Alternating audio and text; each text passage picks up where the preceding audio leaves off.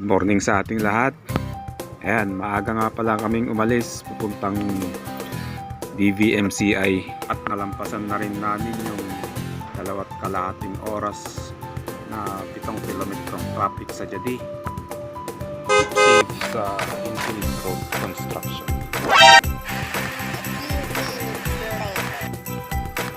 At ngayon, nandito kami ngayon sa DVMCI Santiago City at dahil may pasyente kami bibisitahin na tinanggihan ng ibang hospital na isa po siyang makanganak sa ngayong araw.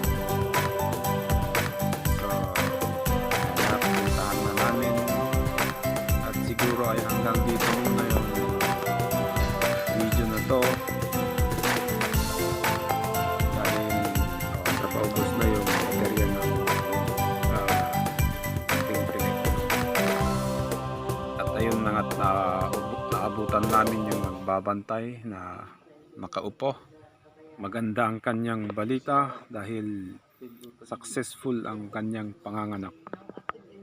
Yun nga lang ay operasyon ang nangyari, ay yung tinatawag na CS. Maraming salamat and God bless.